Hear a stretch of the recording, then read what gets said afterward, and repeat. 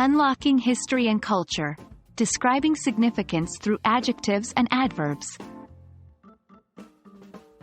Hello, language learners.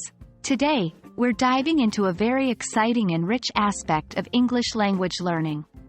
We're going to explore how to use adjectives and adverbs to describe the historical and cultural significance of places.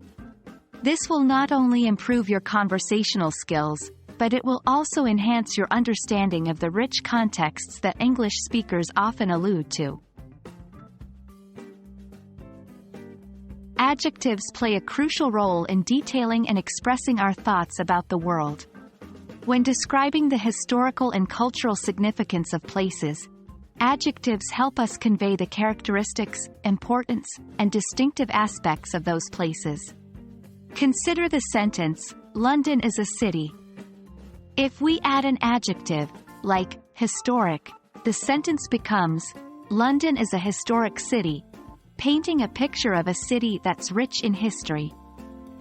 Some other examples of adjectives you could use include ancient, revered, iconic, sacred, or influential. Experiment with these and other adjectives to enrich your descriptions. Adverbs work hand in hand with adjectives, verbs, and other adverbs to provide more detail. When discussing historical and cultural significance, adverbs can emphasize or clarify the degree or manner of the adjective, verb, or adverb they are modifying. For instance, take the sentence, "The Colosseum is an ancient structure." We could add the adverb, remarkably, to the sentence. The Colosseum is a remarkably ancient structure. Here, remarkably emphasizes the degree to which the Colosseum is ancient. Examples of other adverbs that could be used in this context include extremely, notably, significantly, deeply, or uniquely. Try using these adverbs to give more weight to your descriptions.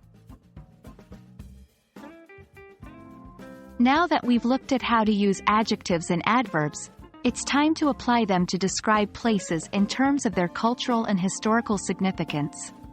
This involves understanding the context of the place within a larger historical or cultural narrative. For instance, you might say, "The Louvre is a remarkably significant museum," adding further that it is revered for its extensive collection of historical artifacts and artworks. In these sentences, the adjectives, significant, and revered, along with the adverb, remarkably, serve to highlight the Louvre's cultural and historical importance. And that wraps up our discussion for today. Remember, using adjectives and adverbs effectively can bring your English descriptions to life and add depth to your conversations. By recognizing and applying these parts of speech, you can describe the historical and cultural significance of places with greater clarity and depth. Keep practicing, keep exploring, and, as always, enjoy your English learning journey. We hope this video has been helpful. See you next time.